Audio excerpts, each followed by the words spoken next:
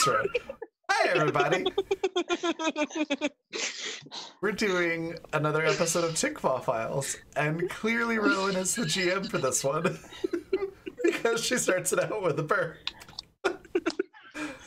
I'm gonna leave. Dinosaur noises. It's just dinosaur noises. Oh, God. So, yeah, tonight's episode is called Interlude, and we're going to have some interesting character stuff going on.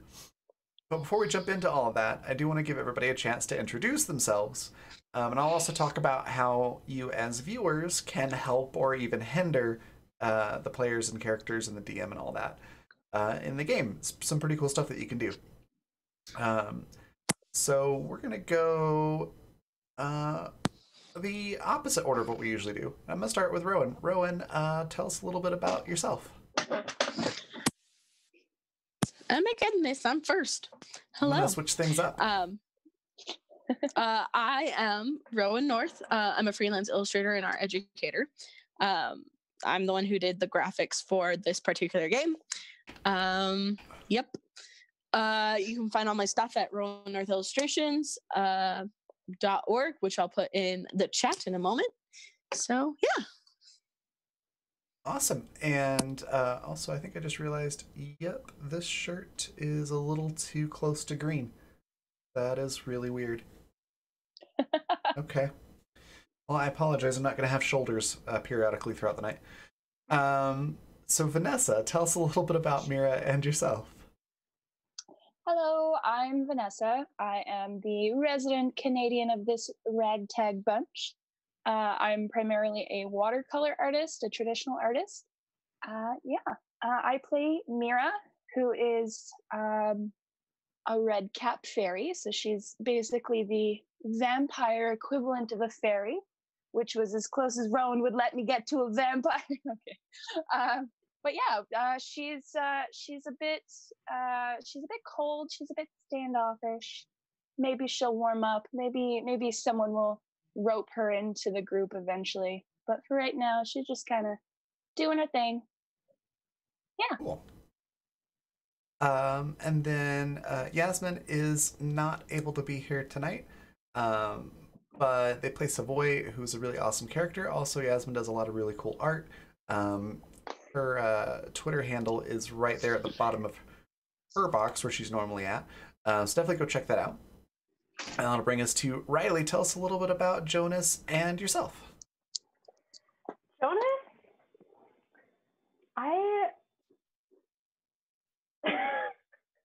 Who is Jonas really? Who is Jonas really? Oh boy. Jonas is just kind of a genuine, flirtatious, caring, confident, used to be a little shit, just a little bit of a shit still. How many times can we say shit in a sentence? Guess we'll find out. Yeah, I just love Jonas. Jonas, just watch, then you'll get to know Jonas. So I'm Riley. I am a crochet and knitwear designer, and yeah. Awesome. I'm Raven. I'm a tabletop streamer, obviously. I also design tabletop games, do GMing professionally, writing, editing, voice acting, and composite art and graphic design. Do a lot of different stuff. You can find out all about all of those things on my Twitter, which is right below my face. And I play Tilda, who is a doctorate in, or has a doctorate rather, in museum and library sciences, if I recall correctly. Anyways, she's very much so an introvert and very sassy, but a lot of fun to play, and is the group's expert. So basically, when they need to know something about a monster or history or culture or something like that, that's what she's there for. She's sort of the group's Daniel Jackson, if you're familiar with Stargate. Yeah, I mentioned that you as viewers are going to be able to interact with the show as well, and there's a number of ways that you can do that. One of the easiest ways is by interacting with the game tweet, which you'll find there in chat. So for every 5 interactions, that's likes, retweets, and comments, we'll give a D4 to the cast and to the DM. And considering that this is Monster of the Week, where it's a D6 system, that's a pretty big deal. It can do a lot for different roles. Other ways that you can interact with the stream are through guild coins. You'll find those right below your Twitch chat box. Little round rainbow colored token. You can click on that and see all the different things that you can do with those. You get those just for watching and interacting with the stream.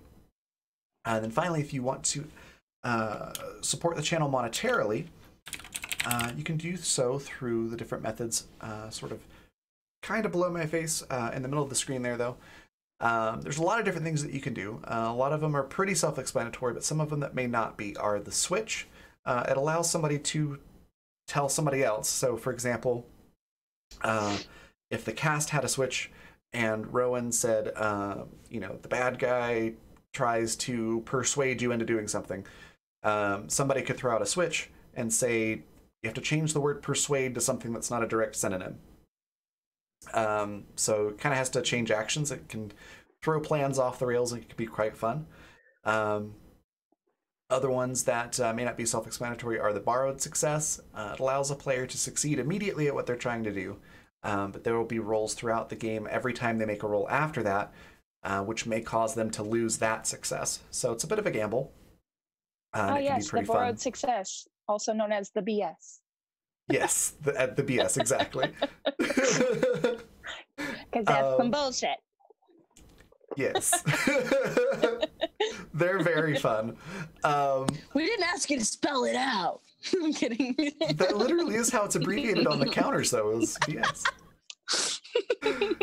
Yeah. And then finally, when it says swap 2 players for 5 minutes, the $15 donation one, that means literally 2 players play each other's characters for 5 minutes. And that, words are hard today.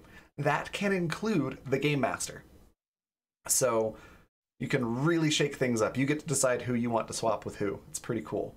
And you can do all of that through coffee.com/Raven, raven.rocks, or if you're a patron, the Bard tier or higher, you get a certain amount of credit each month towards these things, so you can spend that credit that way.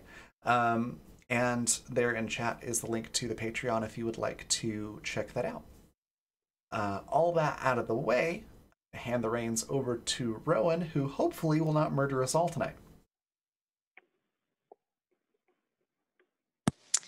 Well, speaking of Patreon, I would like to buy a swap 2 players for 5 minutes. Not right this second. You'll just have to wait to see when that occurs. Rowan, come on. I love it. I've been really looking forward to somebody using that one. I've been excited about that too. I was debating whether to do that for this one or Badlands, but it's more fitting for my game. All right. So let's do a quick summary of the last chapter, so to speak. So we've got this intrepid gang together. Mira, who is a monster, literally from another pocket dimension. A fairy called a Redcap, who eats people, has to feast on their blood to stay young and beautiful. Tilda, who works for Savoy and her family in restoring old books and literature, who has just found out that all this shit is real. Savoy herself, who is suffering from sort of curse where they become some sort of changeling, and got to meet and interact with the better half, Zahil. And finally, Jonas, who is a character that was in an old campaign that I ran earlier, who is a soldier now and has been looking for signs that this magic war is beginning. They managed to finally all get together after many shenanigans.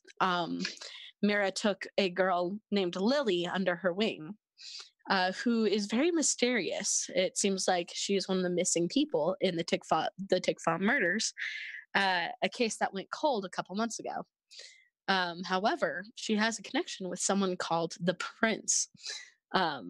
And not much is known beyond that, except the Prince has had some interaction with a couple of the players, including Tilda and Mira. You guys managed to befriend some goblins and got them to talk to you about things. What's that, Raven? I was just I feel like befriend is a strong word for it, but sure. The goblins want to marry one of you. Befriend and lick. That is very fair. I can relax. Yep. Regardless, you made allies out of goblins. You managed to save Kyle J. Wright. And you managed to defeat the ogre. However, Mira was offended in the meanwhile. So, Mira was offended, and Mira has given Lily the book that was wanted by the prince, whatever that means. Mm-hmm. That she, unknown to Tilda, has stolen from Tilda. Get bent, Tilda. Get bent. So, anytime Tilda comes up, Mira and I are immediately ready to throw hands. I'm ready. Let's go. I tell you, there's some people that can't take a joke, and then there's some people that can't take a net to the face. You know, you would think otherwise. Am I right? Like, come on. A net to the face is natural. You know what? Like, people just need to learn to take it. You know what I mean? Oh my goodness. Yeah, exactly. They do. So let's actually start with what's going on with Kyle and Savoy. Savoy, right after things, actually brought Kyle to the plantation and tried to talk Kyle down from what exactly happened. Kyle, who was literally right there in the middle of the fray and who had been looking into the fact that, his properties were getting trampled by something gigantic, got to see the ogre up close and personal, as well as Zahil and Mira and everything. Savoy, her story is that there has been known hallucinogenic mushrooms in the area that cause hallucinogenic. I can talk. Hallucinogenic? Gosh, dang it. Yeah, that thing. The hallucinogenic mushrooms. So their spores have been in the area and have been affecting things. So she literally has tried to convince Kyle that's what happened. That's what he saw. He walks away from the conversation kind of confused. He's kind of determined to believe her because nothing else seems to make sense. But it was a so-called mixed success. He isn't positive about what he experienced. So he's been waffling back and forth, did I really see something crazy or am I really hallucinating? Do any of you want to talk to Kyle immediately after at all or do something with Kyle? Are we still all vetoing the option for Mira to just eat him? Yeah. Vocally, yes. But if Mira wants to go behind everyone's back and piss them off even more... Well, no. See, as much as I believe that would just solve the problem, Mira's too pissed off right now. She's doing her own thing, so okay, we'll let this one slide.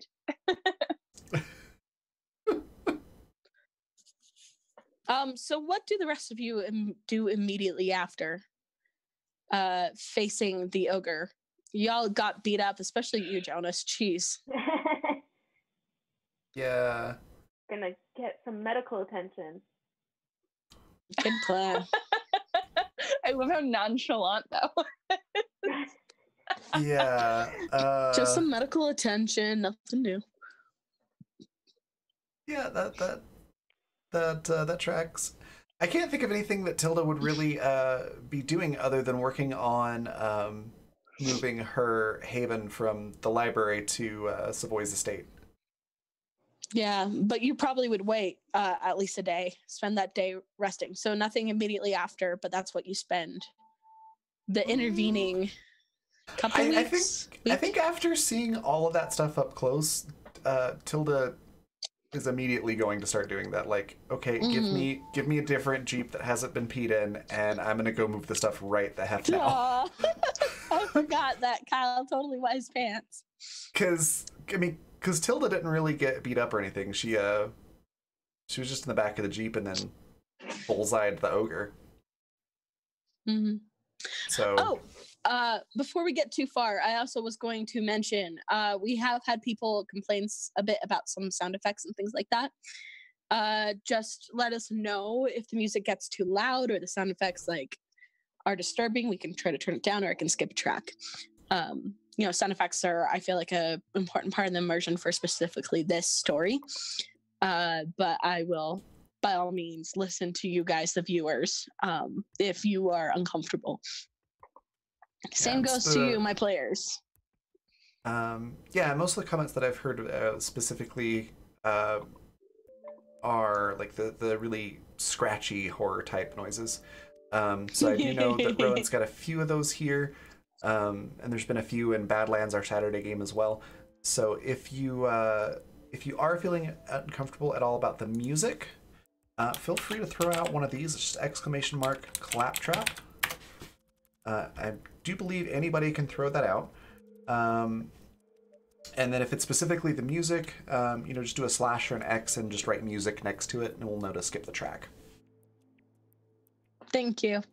I just want to make that clear. I don't know how much that's going to happen in this game, but we'll see. This particular session, that is. All right, so Tilda, you forget sleep, forget resting. You are immediately setting to work moving yourself. I mean, that's all I've been doing for like 3 days, so I'm ready to get out of the house. You've got this adrenaline from, facing down an ogre that earlier that day. Yeah, I shot it in the face because it wouldn't eat my waffle.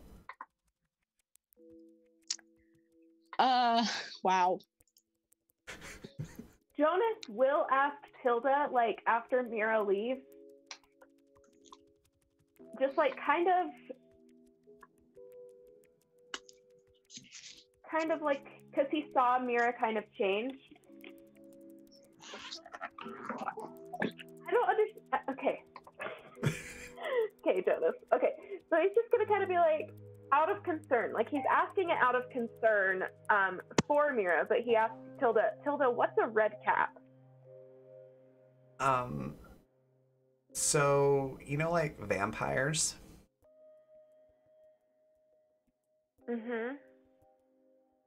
Think like a vampire, but a really vicious fairy version of a vampire.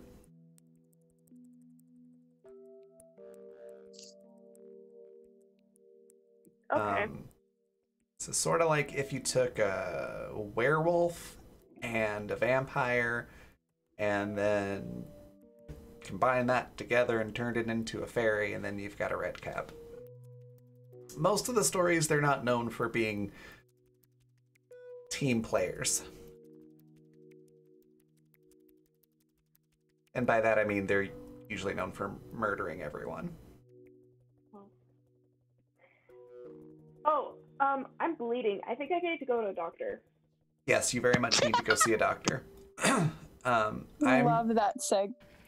Currently gonna go pick up all my stuff from the library. I've got a sick bay there. Essentially, I can take you there, or I can just take you to the hospital. Which one do you want to do, Jonas? If I can avoid the hospital, I would love to not pay hospital fees. So. Okay. We'll go to the infirmary. Okay. Well, this Jeep's been peed in, so let's get a different one, and then we'll go.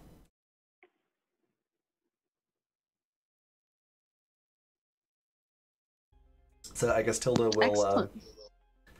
go back to the house with everybody, and then Well, Mira's already stormed off on her own. okay.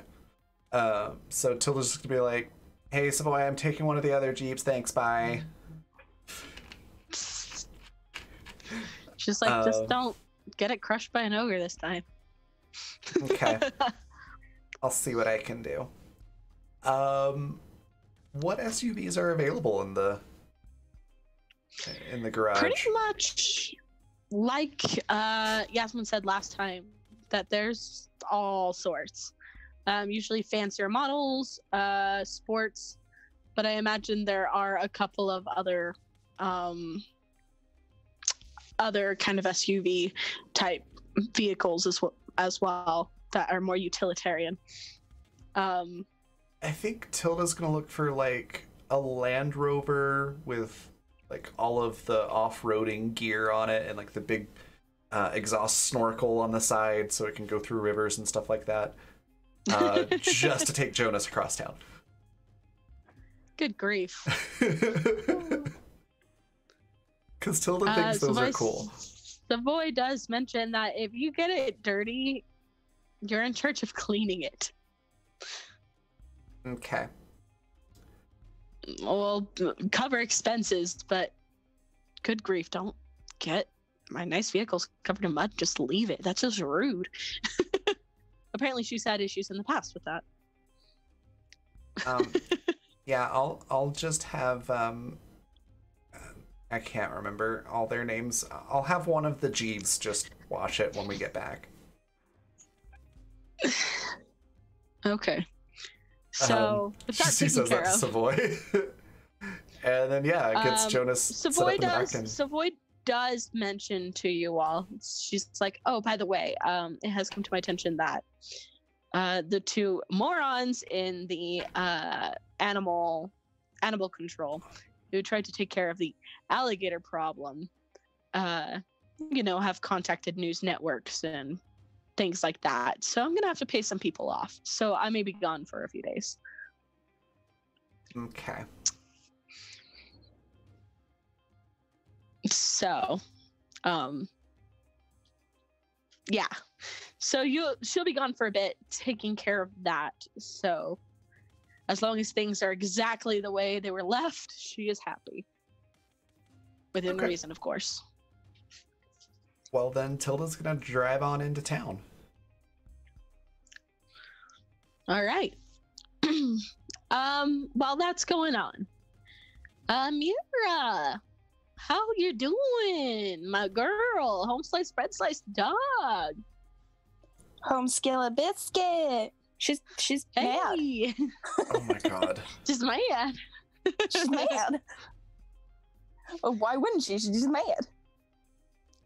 So you come back home with Lily. And Lily hasn't really talked about what happened necessarily. I mean, you figured out a few things about Lily at this point, that the prince kind of takes her over whenever he uses the book or talks to you. You're not sure how or where he is or what he is or anything like that. But you're aware of that, but you see, it seems like Lily doesn't mind and doesn't seem to be really noticing or caring too much that this happens. As far as you know, she's just entirely back to normal, and she seems fairly cheerful. It does seem like she notices that you're kind of in a bad mood, but she doesn't really say anything. Right. Yeah, I mean, they get home. Mira kind of slams some stuff around a bit. She's mad. But ultimately, she kind of sits with Lily. And at first, she doesn't really say anything. She just sits there for a while with Lily, and she doesn't speak. Is that how you kind of just spend the evening? Just kind of silently? Yeah, like she still goes about the normal stuff she would do. Like she gets Lily whatever food or snacks or whatever's in the cupboard. Like she still makes sure that she's good and not starving to death. But other than that, it's pretty silent. That's okay. That's awesome. So that's what happens immediately after. The next day, as you guys are, I'm just going to skip ahead a little bit. Kyle, still unsure about things that have been happening, actually goes to Naomi, or Naomi pins Kyle down since he's been kind of in a daze. And you're sure about that Savoy said that? Yep, as sure as can be. She said that it was some sort of mushrooms growing in the swamp. That I was just seeing things, but my God, it was something else. I ain't ever heard of shrooms that make you see monsters. I mean, okay, since pot was legalized pretty much worldwide, I mean, I've seen some shit, but Naomi just pauses like, I don't think that's what pot... Anyways.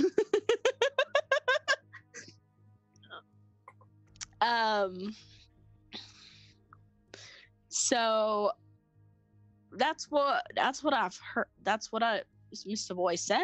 That's what makes sense, I guess.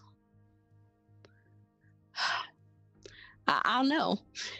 Naomi is concerned about this. This doesn't make a lot of sense, but I mean, it's the most information that she has gotten at this point about the things that have been going on. I mean, she did notice the trees. She did hear the thing about the animal patrol. She's debating. It seems like Savoy is definitely trying to get rid of her and doesn't want to tell her anything. So she decides to try to give Tilda another chance. Okay. So Tilda, it being the next day, I imagine you've been working most of the night moving things out, right? Probably, I guess. I imagine there's not a ton for her to have to move, really. But I don't know, maybe they spend the night there with Jonas, in the little sort of hospital bed that's in there. And Okay. Tilda taking care of Jonas and packing up, and then maybe they just plan to like leave the next morning or something like that. Okay. So that's kind of what's going on. As soon as the library opens, Naomi is asking for you. I forget the name of the girl that's at the front desk, like Patricia or whatever. Oh crap! What did I name her? I want to say Karen, but it might not have been Karen. I mean, it's a little on the nose, ain't it? We'll say it is, and it's great. We'll say it's Karen working today. Sure.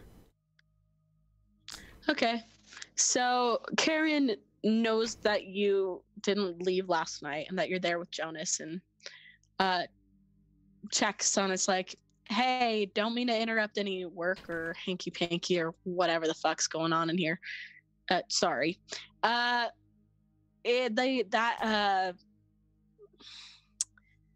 Detective lady, she's back, and she was asking for you.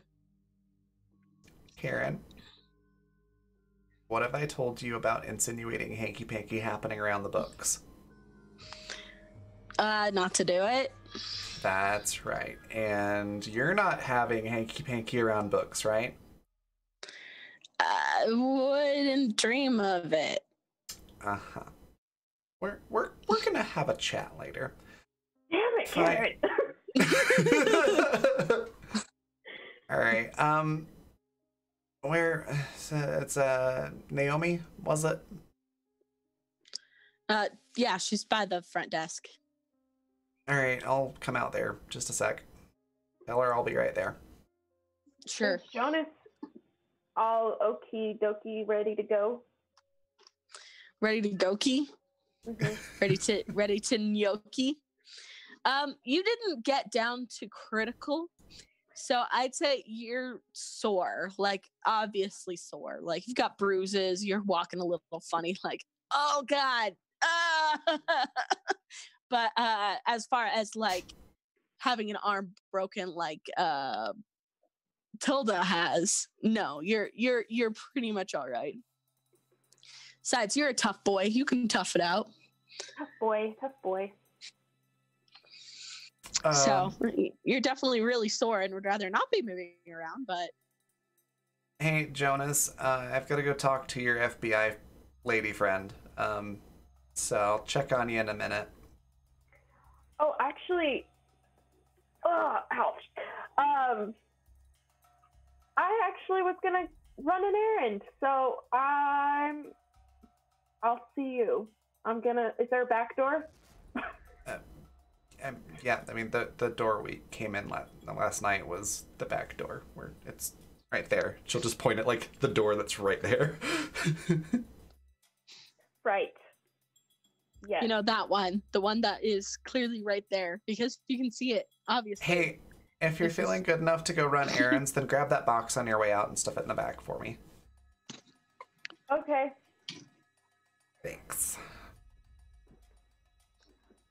Let me go talk to this lady. Okay, see you, Jonas. And Tilda will walk through the other door and to the library proper, and then go up to the desk.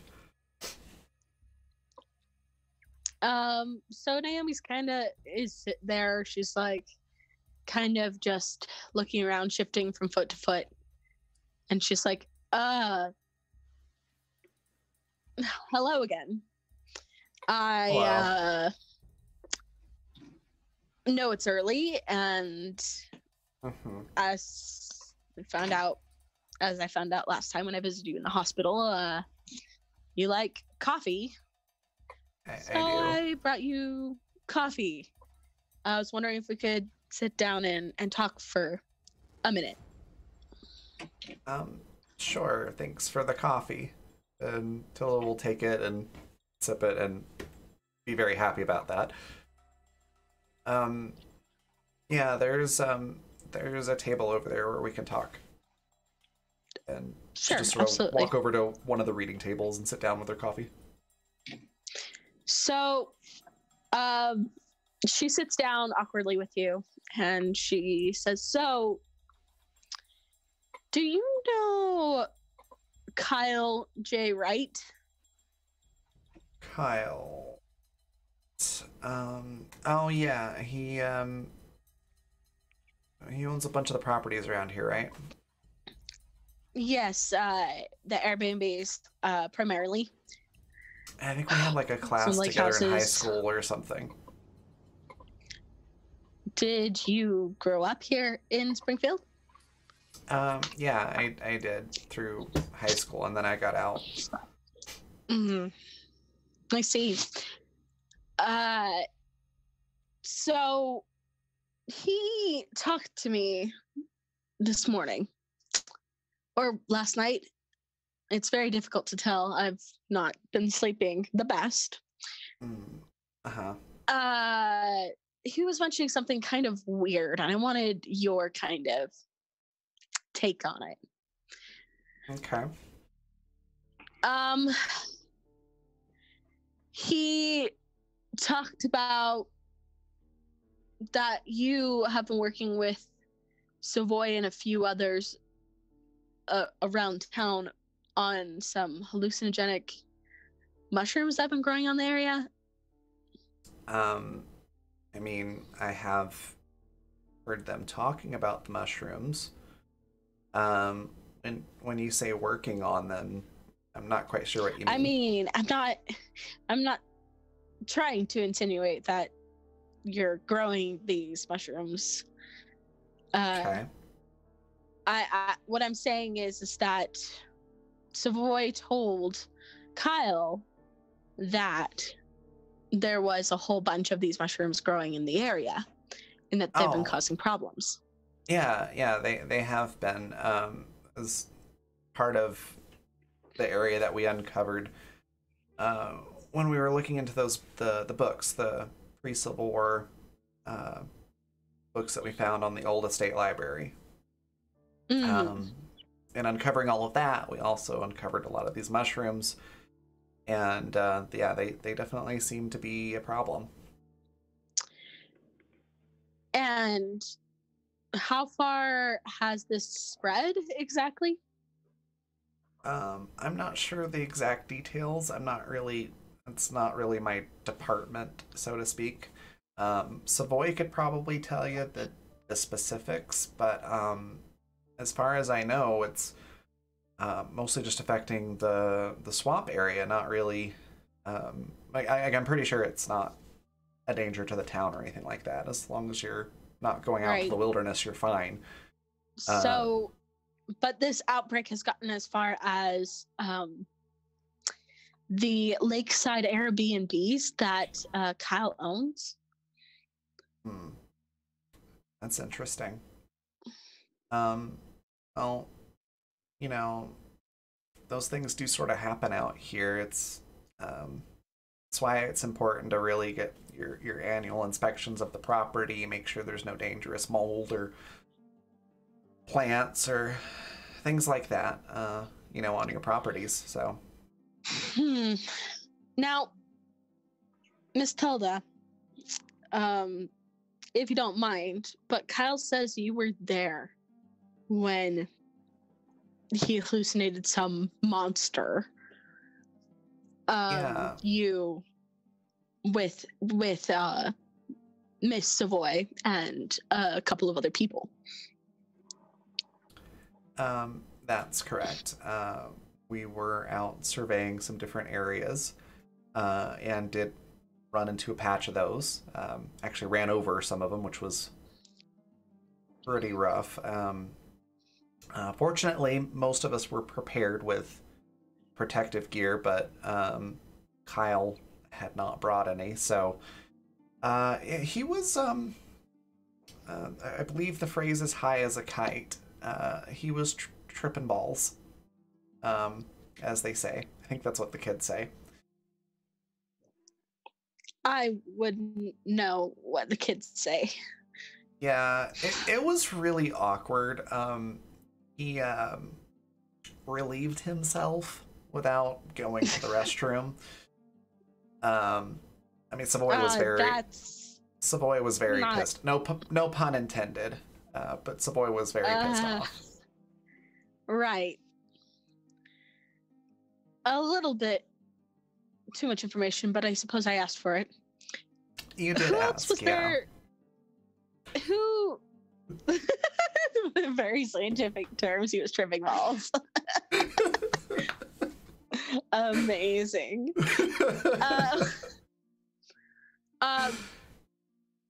She's like, who else was there with you, if you don't mind? I just would like to confirm this story. Let's see. There was me and Miss Savoy, and Jonas was there, and some new person, Mary, I think maybe was her name, or Jane. Was it Mary Jane? A maybe woman with red hair? Mary Jane. Mary Jane. Oh boy. Yeah. I think she did have red hair. Yeah. If I recall, I believe her name's Mira or Mirabelle. I've been seeing her around with Savoy. Oh, yeah. That was it. Yeah. Right. And does these mushrooms have anything to do with the fact that his property was, flattened to the ground? I mean, are you asking, like, theoretically, can they cause structural damage, or just in general? I mean, because as that's far the as reason. I know, the effects are purely, on organic materials. hallucinogenic. I don't think they're corrosive. I know there's some unusually large alligators out there this season. Could be some sort of interaction between the two of those. More alligators. I mean, if the alligators got into that and they started hallucinating, I could see that causing some issues. The alligators are also tripping balls. Yeah, the alligators And could the also be alligators tripping out. Could flatten a whole lake house. I mean, probably not, but I'm not an architect. I'm a museum and library sciences doctorate. Right. To paraphrase a famous term or a famous phrase, I'm a doctor, not an architect. That's a famous phrase. She's quoting Star Trek. Damn it, Jim, I'm a doctor, not an architect. Naomi doesn't seem to recognize the... Tilda's nerd is showing. If it was a reference to old literature, Naomi would pick up. But no. This phone call has remained on the line. Or offline. What? I don't even know. This has gone off the rails. So, but I mean, you could check with maybe the local geologic survey. Maybe there was some seismic activity, or I mean, these things are out by the swamp. There's always a possibility of, there being different types of erosion or things like that. I mean, I guess what I'm trying to say is that those sorts of things do happen naturally, but they're not super common. I see. And I have one last question. Sure. If you don't mind. And she pulls out her phone and opens a photo and shows it to you. It is one of the footmarks of the ogre in the mud right in front of the property. The photo is clearly taken at night, and there's a flashlight being shown on it. It seems like this property in particular, Naomi must have looked into as soon as Kyle reported to her. And she says, does this look familiar to you at all? Or is it another alligator? What does the footprint look like exactly? It looks like Bigfoot, from your experience with the ogre, it was fairly human. Mine, except maybe a bit more gangly. It does have the rough skin and plants growing off of it, and then it has claws, and that you can kind of tell from the footprint. It's clearly a giant human footprint. Okay. She does have a car tire on the side for comparison. Okay. How, I know I'm asking a lot of technical questions, but how deep is it and how many toes does it have? It has 5 toes. And it's decently deep. I mean, you've seen these before, when you were tracking down the ogre. Basically, it's whenever it stepped in the mud, it managed to cave in about and then fill up with watery mud. So it ends up like a little pond almost. Okay, is it an inch deep, a foot deep, half a foot deep? I'd say about, so that's about a foot deep. 3 a foot deep. Well, yeah, it is a foot deep. Oh my god, I didn't even think about that. You're the worst, both of you.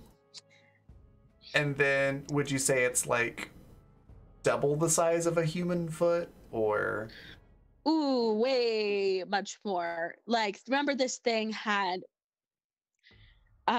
its limbs were about the size, especially its arms were the size of the cypress trees. So its feet, although its legs were skinnier, it did have big feet. So I would say it's about the size of like perhaps a cypress tree stump, maybe a smaller cypress tree, because usually cypress trees are like, this is very difficult on camera, you know. Okay, so like, so imagine like maybe 3 feet, like 3 human feet big, give or take. Okay, so maybe like a meter long. Yes. Okay, so Tilda's gonna take a look at it and go, well, I mean, we are right next to Tickfaw Park, and we're in a small town with a high school and lots of teenagers with literally nothing to do. I mean, it's surprisingly not a lot has changed since I was in high school. And when I was in high school, a lot of the kids would try to do these pranks where they'd trick tourists into thinking, oh, Bigfoot's in the area. That looks a lot like what they used to put together. It's basically plywood and poles, and they'd just have 3 or 4 of the kids stomp on it so it goes down deeper. My guess is it's a prank. Now here's my question is, are you insinuating that these high school students are also like tearing down trees and buildings to make this seem more real? I mean, I know that's kids criminal, do things. You know. I'm very familiar with the criminal conduct code of the area, yes. I doubt they would be doing that much. I mean, I've been out of the town for a while, for several years. I don't really know the kids that are in high school now, but I mean, none of them seem particularly prone to vandalism like that. Also, I have no idea how they would pull that off. Well, these footprints, I was able to follow some of them, and it seems like they correlate to the damage. Could you have some sort of, like, I don't know, maybe there's some sort of eco-terrorist or something that's doing this and trying to make it look like a Bigfoot prank or something? Is that what you think it is? I have no real idea. I'm just trying to give you ideas that might help you. I mean, I'm not really a detective or anything, but these are the only things I can think of being familiar, with the area. That's fair. That's all the questions I really have. Thank you for your cooperation. And she stands up to leave. Well, thank you for the coffee. It was nice talking to you. Right. Of course. With that, she leaves. Okay. So how did you feel about that, Tilda? Like, do you feel like she's onto you or suspicious? I feel like Naomi probably is being really nosy, but doesn't have any real idea of what's going on, just suspicions. Well, nosy is kind of her job. Yeah. But yeah, Tilda just kind of goes, oh, Savoy said this? Well, I'm just going to roll with that. Sure. And so, yeah, Tilda's like, well, maybe that gives her some other avenues to search, which will buy us all some time. Right. Now, Jonas, where did you go? Just to interrupt for a moment, in case y'all were wondering, I did just put it into YouTube, and there is a video on YouTube on how to make giant Bigfoot footprints as a prank. So, just in case we need a story, you can pull that up on your phone and show Naomi, because it is there. Just throwing that out there. That's amazing. It's there, it exists. So I mean, I think we've all seen like cartoons. I think it was Arthur back in the day where it showed someone on stilts. Yeah, Oh, this wow. guy around. literally made a foot shape out of clay and then put a pot on the stove and melted down all of these glue sticks and then poured like the glue gun glue sticks and then poured the glue gun glue into the molds and Oh put my his gosh. shoes on top of them and then broke the clay away. So when he walked around, you didn't see his footprint. It was just these giant Bigfoot feet. You could do that probably with resin too. Yeah, Oh, so I'm sure. theoretically, if we do need something for that, it's there. Oh my gosh. Amazing. Always- I'm pretty Always sure prepared, you guys. Always fursuiters prepared. would know all about that as well. Yeah. Yeah, probably. We'll get to you in a sec, Mira. Jonas, Yes, where do you take go? your time. So Jonas brings the box out to the car, like Tilda asked, and then how far is the library away from the motel? It's on the same street, so it's probably like a mile at most, 2 miles at most. Ooh, that's a But long that's way. too much. That's way too much. So, like, literally, it's like the other side of the street, I'd say. Okay, so Jonas walks over there and grabs his own car, which is just like an older SUV model. And he drives over to the grocery store. And he Yay. finds some steak. Steak. Grab some steak and Jonas. some ground beef. Jonas, no. And Oh no. then he drives over to Mira's house. I'm pretty sure you Jonas, can actually buy no. like canned pig's blood and stuff too. Really? Yeah. Yeah, that's a Why thing is that that? exists. Oh my god. Oh my The goodness. stakes are high, Raven. The stakes are high. I thought we were high because of those mushrooms. All of the above. Sauteed mushrooms, anyone? Yes, Jonah has this cart full of raw meat and cans of pig's blood. And he drives over to Mira's house. A for effort, I guess. A for effort. A for effort, yeah. Oh my god. All right. Well, go ahead. Mira, have you gone anywhere in the past day? No. what I No, figured. she has not. That's what I figured. All right, go ahead, Jonas. Okay, so Jonas just knocks on the door. Before she opens the door, she corrals Lily back to her room, as is standard procedure by now. And she just says, like, please stay in here. I don't know who's there. Just in case that it's somebody that we don't want seeing you. Can you please just wait until I come back? Just so that we can be sure it's safe. But Pop-Tarts. And she runs Grab your and grabs hands. her some Pop-Tarts and brings it back. She's like, do you need anything else? Juice? And she goes to the fridge and she gets Lily some juice and she brings it back and she says, are you good now?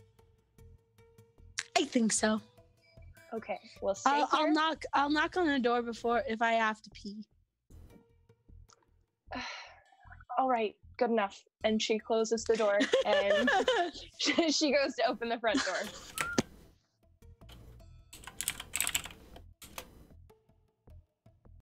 Jonas. Hi! Mira does not open the door all the way. She kind of cracks it open when she sees Jonas. She just leaves it cracked. Excuse me. And then she doesn't really say anything to him, but she doesn't look like she's in the mood to talk to him. So, don't need to talk about anything, but I brought you some stuff. I don't know if you'd like it, but I mean, I could just leave it out here if you want, or... Is it more of the fake cigarettes, Jonas? No, it's raw meat and cans of pig's blood? Mira just looks totally, completely like blindsided by that one. Like she just stares at this boy. And she opens her mouth to say something and she closes it again. And she's just baffled. Sorry. And she looks at and she just goes, "And what am I supposed to do with that?" See, I apologize if this is offensive, but so you don't eat them or something? She opens her mouth again and then closes it again. She's just like, Oh boy. No, Jonas. Contrary to what you may think, I do not drink pig's blood. Thank you. Well, I mean, I couldn't very well bring any other type of blood. So, I mean, I thought that this What would do be you like think you some are, son? cheap candy. So it's like, it's not like the best chocolates, but it's like the crappy kind at least. So I thought maybe the same. She thinks about it for a minute and like her color turns a little off. Like she looks queasy. Just thinking about pig's blood makes her queasy. Like she sighs and she opens the door and she steps outside. And she's just like, show me what you have, Jonas. Please just show me. Jonas, nervously but also excitedly, opens up his grocery bag and just pulls out, like, just starts pulling things out. Like, he gets down on his knees, sits, like, on the porch, and just starts pulling, like, things out of the bag, not making eye contact with Mira. It's like, so I got some steak, and I got some ground beef, and I got some cans of pig's blood, and I got some candy for myself, too. I mean, you can have it if you want. I don't know if you want it.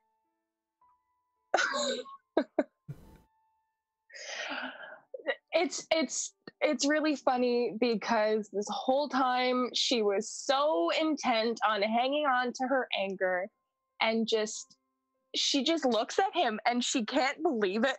Like she's not sure if this is real. This human man. Is this the real life or is this like, just cans of blood? Yep. She looks at the spread that he's put out for her and she really doesn't know what to do with it. She can't very well leave it on the porch. She doesn't want to take it inside. She's like, Jonas, just put it back, please. Just put it back in the bag. Okay, sorry. Am I wrong? Are you like, do you not drink blood? Am I completely like... Mira's eyes kind of twinkle a little bit. And she smiles. And she says, "Oh, no, you're correct. I do absolutely drink blood. Just not pig's blood." Oh, so are you like a non-vegan vampire? I'm not quite sure what vegan means. It means you don't kill people. Oh, no. I absolutely kill people. A little color leaves Jonas's face. He's like, well, I don't really want to die, but I mean, the next time there's a blood drive in town, I could steal the blood that they take from my arm, and you could have that.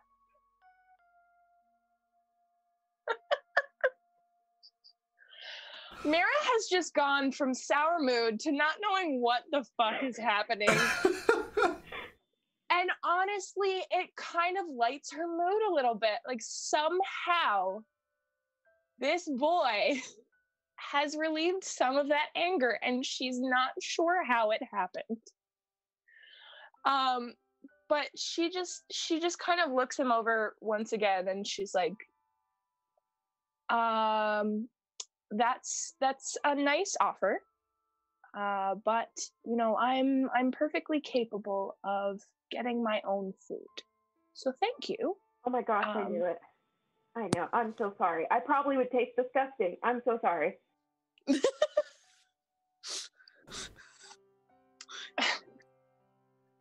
She just laughs at him. She just laughs at him.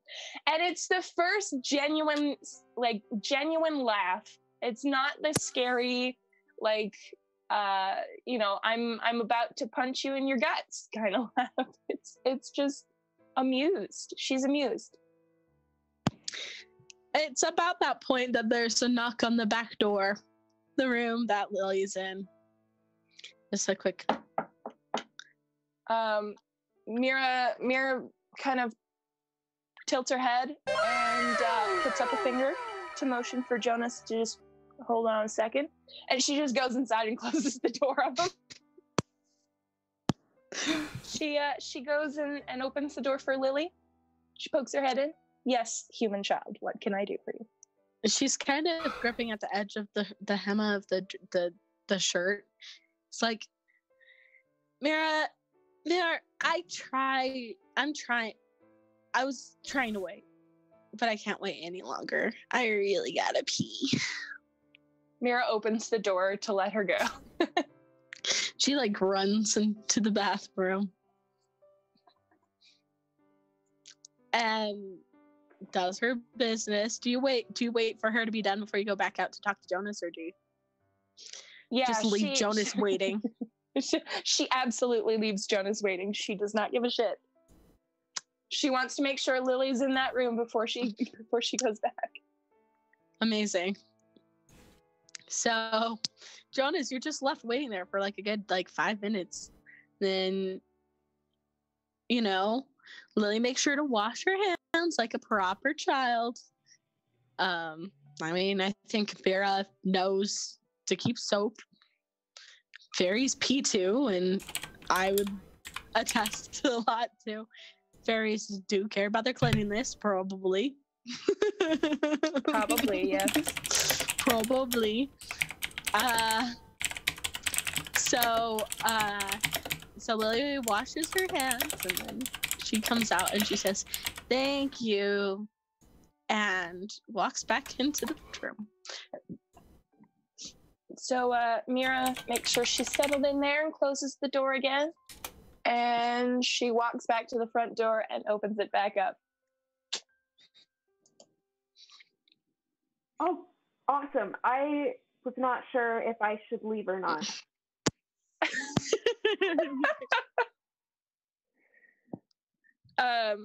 Mira just kind of looks him over. The amusement is kind of settled off of her face now. She's getting back to normal. And she says, is there anything else that I can do for you, or was it just the pig's blood? No, I just wanted to make sure you were okay, because you seemed kind of upset.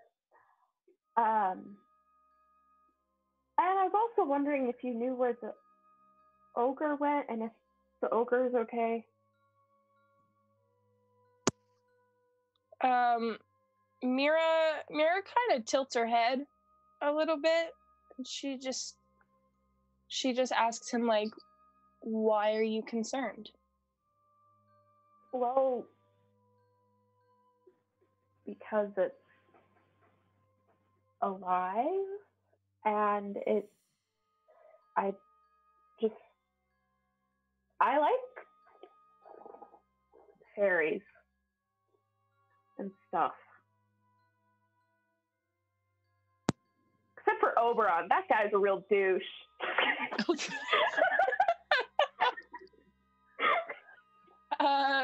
Mira lets that comment slide. She's not quite sure who you're talking about, but she kind of looks a little bit uncomfortable. It's not super obvious. It's not like a human uncomfortable. It's more so of a her body is a little bit more rigid than is normal. And she kind of looks like she doesn't quite trust him. And she just, she stays quiet for a minute, and then she says, I made sure that nothing would happen, so I'm confident that the ogre is okay. Jonas's face lights up a little bit. He's like, okay, good.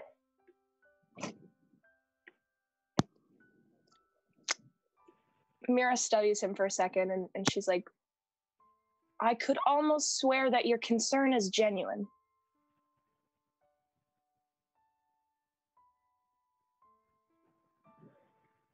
Why wouldn't it be?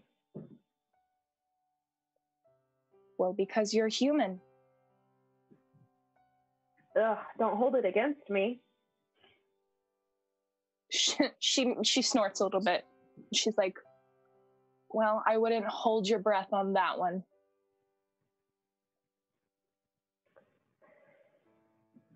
I guess I kind of get it. Oh, but could you possibly get it? Not what you've been through. But, I mean, I know how humans have treated the Fae. So You've lived in the human realm all your life, haven't you? How could you possibly know? Because I visited one of the pocket dimensions of the Fae in the future. She's very intrigued. Yeah, like, it was Halloween, and all these deer started talking, and I stole all this Halloween candy from my all my siblings, and then I sold it back to them when I got back. But basically, some guy in an apron like brought me to like 100 years in the future, and then a lot of my best friends turned into Fae. And then I left because I knew there was going to be a war and I wanted to be here. And Oberon was the fairy king, and he just kidnapped me. And he put a magic bracelet on me that made it so I couldn't use magic as much as I wanted to.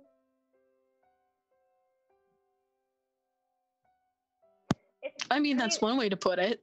It's been a while. It's been a minute. So, I mean, this is Jonas trying to recount events that happened when he was 6 and was barely paying attention.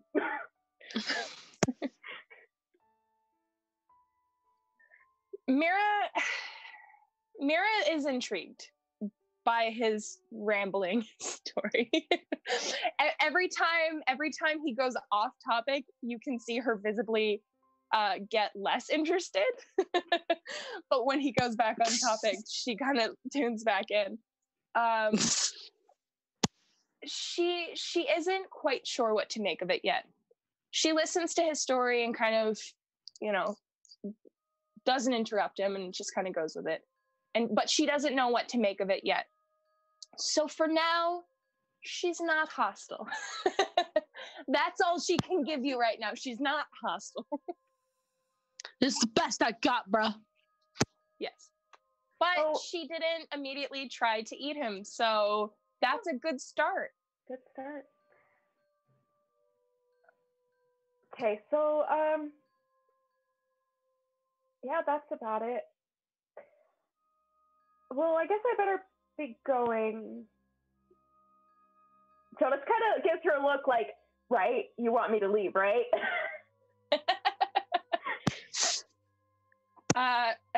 She kind of nods at him, and she says, "Why Get don't out of here, you freak!" Yeah, pretty much. Why don't you go home and maybe cook some of that meat? It's going to spoil. Thanks, because I felt weird asking for a gift back, but you know, I did spend money on that, and it does look really good. So She's just, he continues to surprise her. She's trying to be mad, Jonas. You're confusing her. So yeah, she sends you on your way with your pig's blood and your ground beef and your steak. And she closes the door, and she doesn't wait for you to leave to see if you leave, but she closes the door and sends you off. As you go back in, Mira, Lily is standing in the middle of the room with the book. Except she's got that purple haze about her that you saw when the prince was using the book before through Lily. Mm-hmm. And Lily looks up at you and says, "Oh, good, Mira. Perfect timing. Another one of my valuable personal possessions has seemed to have made an appearance in your little town, and I would love to have your help. With that, we're going to go to break." Awesome. We'll be back in about 5-10 minutes. Go stretch your legs, hydrate, whatever you need to do, and then we'll be right back. Bye.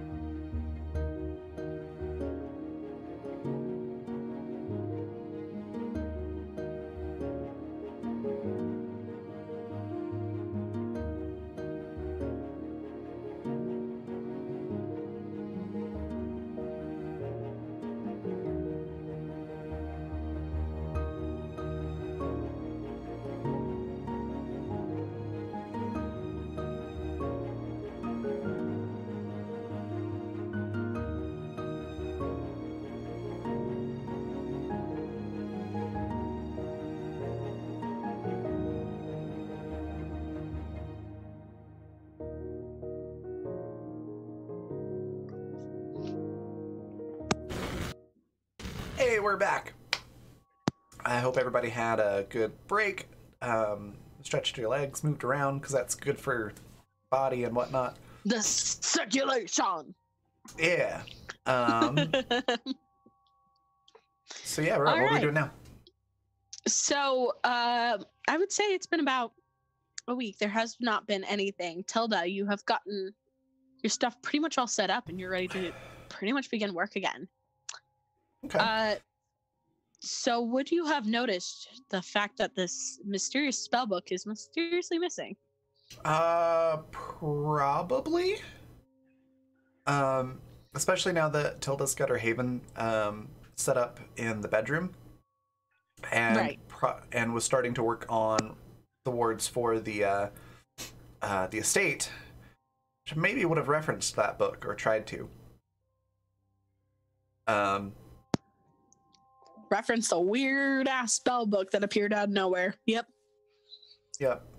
And so yeah, probably everybody in the estate at a certain point, when Tilda gets to that case, just hears, Jeeves! Which one of you is named Jeeves? Whoever's supposed to be guarding this room. So one of the butlers does come and say, none of us is named Jeeves, ma'am, but we get that a I lot. could have. Is it something close? I could have sworn one of you was named Jeeves, but You may be thinking of Jenkins. He works every other day. oh, well, that's my last name. Well, my condolences. Look, I'm the one that gives the sass here. One of my books has been taken out of a locked case. And the case was still locked. It was locked, and a different book was put where the very expensive rare book was supposed to be. The only people that we have seen in this house is, Miss Savoy, Mira, you, and Jonas. But only you, occasionally Jonas, have been here in the past, few days. Well, I haven't looked at this case in probably,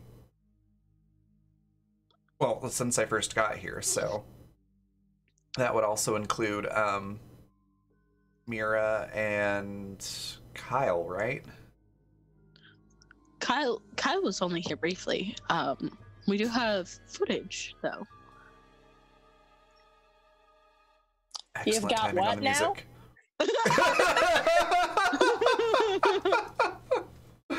Listen here, Jenkins. No, Jenkins the one who works every other day. I don't care. All right. Well, let's start with the earliest footage then. I'm gonna need to see that because this book was pretty important. That's why it was in my locked case with important stuff here, where Is there nobody was anything I supposed can to be able roll to to get it. fuck up the footage? You should have thought of that. Oh no! How was I supposed to know that they had cameras everywhere? It's a big fancy plantation home in the year 2040. Say, to be fair, it is Savoy, and it's basically like a crime family home. So Yes. I mean, you could.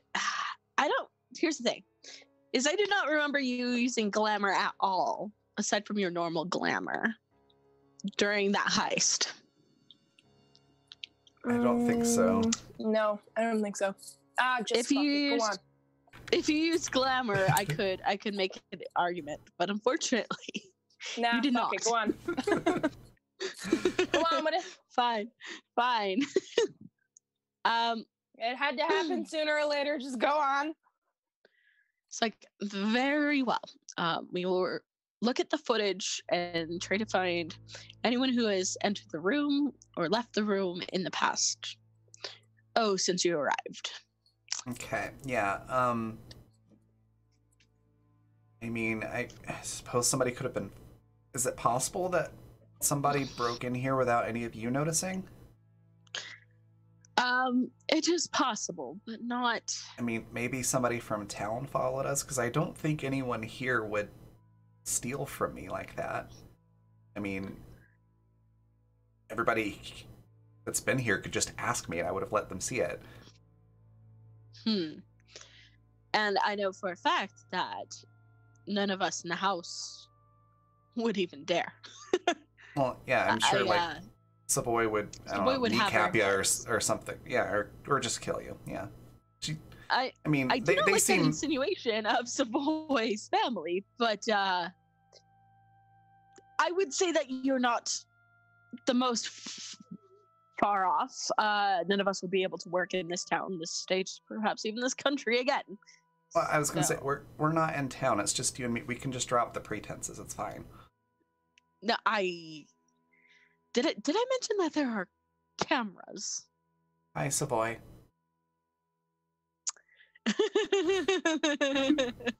Tilda just does like one of the little heart hand things at the camera. So yeah, bottom line is I don't think any of you would be stupid enough to do this. Because if Savoy didn't kill you, I would kill you. I see. No, and besides, we have been told to leave your stuff and your study alone. The only time that anyone would go in is to, clean, and we never go in alone. Yeah, and if anybody wants to see anything in here, I'm happy to show them. It's just, don't take things out of a humidor because it's in there for a reason. Because that protects it. Make sure it doesn't get damaged. And that's a really old book, and I really hate to think of what this humidity's doing to it. Now, Miss Tilda, forgive my ignorance, but that's Dr. Humidor, Dr. Tilda. Dr. Tilda. Yeah. Thank you. Humidor, that's French, right? It's for love? It's English for hold a steady humidity. Hence, humidor. Oh, I was thinking of jetador. Right. What was your name again? I apologize. I'm Bartimus Earls. You can call me Barney if you so desire. Barney, okay. Okay. Let's, maybe we'll find some, remedial courses for you, like maybe at the Adult Education Center for, the difference between English and French. I have never heard of humidor before. I apologize. I promise you I'm well educated. No, for the most part. I'm sorry. I apologize. I am very agitated. On a scale of 1 to 10... That's understandable. On a scale of 1 to 10 to things that could make me the angriest, this is about a 9.9, improperly handling and stealing a book. So I'm very on edge. I apologize for snapping at you, but yes, definitely look up what humidor means. It's good to know. I will keep in mind to freshen up on my etymology at another time. Great, yeah. Anyways, sorry for snapping at you. I would very much like to see that footage. Thank you very much. It's we will review that right away. We can bring you tea in the parlor if you need to decompress. I'm just an iced coffee would be great, and I'm gonna get back to work on these wards with my other reference books, I guess, for now. Very well. So you're left to it, and left kind of stewing. When you hear there's a knocker, the doorbell rings. You assume a servant gets it, and then someone kind of peeks his head in. It's a kid who's in his 20s, has dark hair, kind of looks like a punk, and he's like, "Oh, I'm sorry. No one didn't know that anyone else was here. No one got the door, and we're here weekly with a delivery for Savoy. Is she even like around right now, or am I just wasting my time?" Tilda just kind of clears her throat, sets down the thing that she was working on, and goes, yes, this is private bedroom that you've now entered. No one else seemed to be around. I heard some noise upstairs. I'm Yes, here. That makes perfect sense. I also go into strangers' homes and go into bedroom doors when nobody answers the front door. That makes... I see where your logic was there. Wow.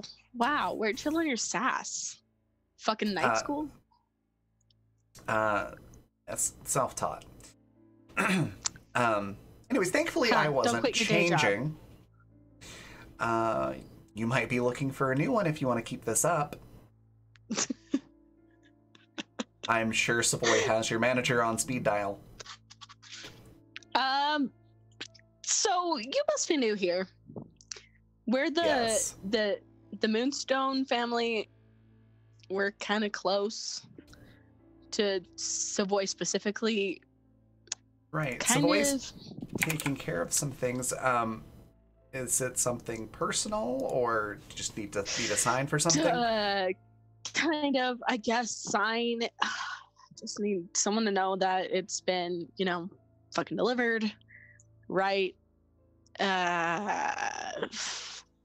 Just okay. Look, no one else seems to be around. You're the only one I've seen.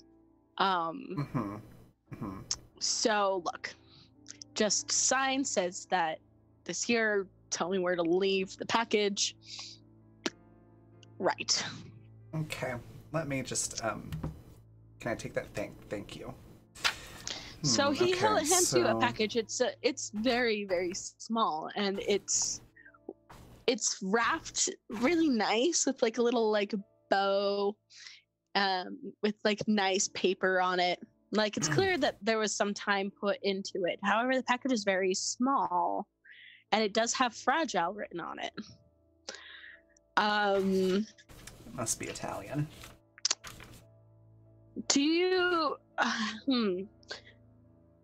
I guess roll to investigate mystery. Is there like a skill for local knowledge, maybe? Not that I know of. I would guess it would just be sharp. Yeah. I do have. I do have preparedness when you need something unusual or rare. Would this be an unusual local knowledge, or is it just something that I should know? This is probably something you might know. Depending okay. upon it, have you been around town a lot? Like, have you had the chance to even look at like the tiny little gift shops or anything around town, or have you been really focused just on work? That's, I guess, the real question. Imagine Tilda would probably avoid the touristy stuff because she grew up here. So that would probably be like a, ew, no. Okay. So you may not, you may have like a passing recollection of the name Moonstone, but it doesn't seem to ring any bells for you. Okay. So I'm pulled up on Roll20 of the kid in question. Do you want me to roll or just go with that? Let's roll to investigate a mystery, sure. Okay.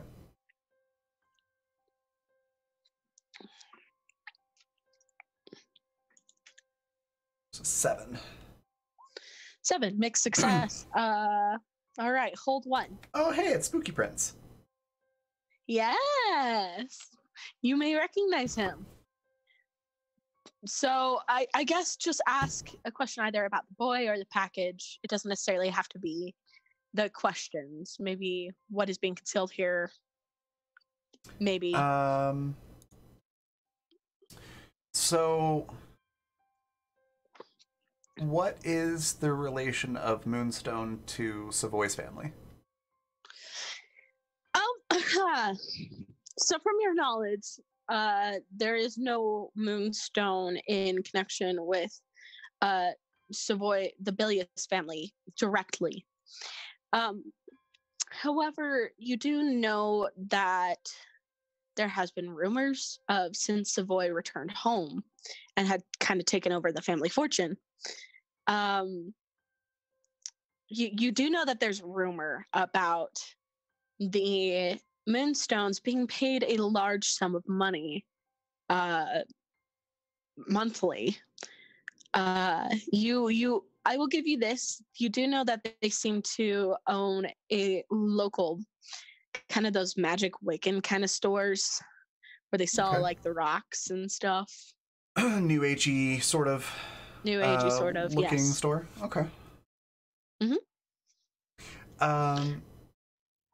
Okay, so Tilda's going to grab whatever it is that this kid wants her to sign. It's just like a little clipboard, and it's like covered in like ribbons and smells like incense and oils and just weird stuff, you know, like very flowery. Ugh. Okay. It's like someone drenched in perfume.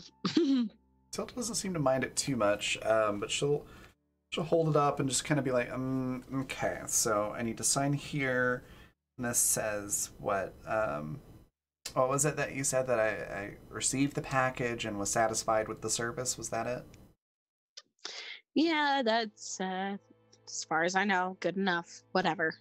Okay, Just say it's been delivered. That the bottle, shit, whatever that's inside is not broken. You know. I don't think I can sign this because I'm not satisfied with the service. Oh, shut up. Is the bottle in there? Like, go ahead, give it a look. She's gonna just take the clipboard, go and set it on her desk. Let's take a look at the package. Fine.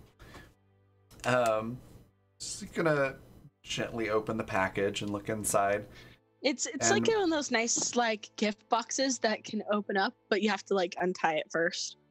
Okay. So She'll untie it and then she'll make a point and sort of shooting this kid a look like, yes, Savoy, they, I'm sure, will want to know that this is intact.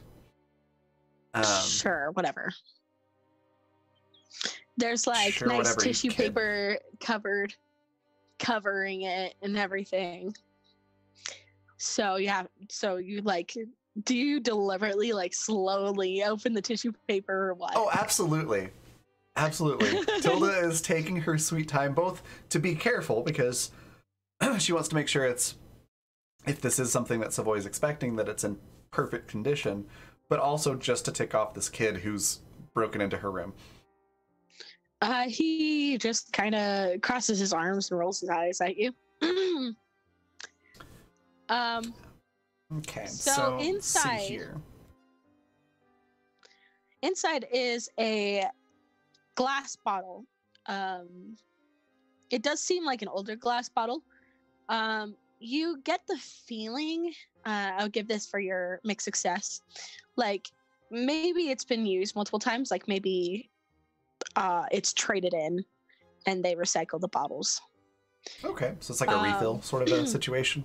Yes, it is definitely like well capped. Like they've clearly put like wax around the bottle holder, and there's like a little glass piece on the inside to like kind of measure drops. Not really a dropper necessarily, but just like a little stick that's connected to the top. Like a perfume applicator? Pretty much, yes. That's exactly what I was thinking. There is the liquid inside is a certain color. There seems to be herbs and stuff in it. It's like this kind of amber color. It doesn't seem to be alcohol. It's clearly some sort of herbal whatever. Okay. Okay. Well, I mean, I do see some scratches on the bottle. I can't confirm that they were there prior to shipping. But while I'm inspecting this, just curious, because I mean, you seem to come straight to this room, and we're actually currently investigating a theft that happened in this room. Have you been by here recently? Nope. Usually it's mom that stops by, but she's busy. And so it's on me. Okay. Well, and usually there's somebody that, answers the door for me, and I can just drop it off with like whatever is their name, like Jenkins. Yeah. Jeeves, whatever. It's not Jeeves. I thought that too, but it's not. Oh, they all look the same. Anyways, well, I mean, the package seems to be intact. Definitely gonna need to leave some reviews here. What was the name of your company again? Oh my god, like, we're just local schmucks. Oh my god, like local schmucks, is that a .com or Yes, it's oh my god, we're like local schmucks.org. .org, okay.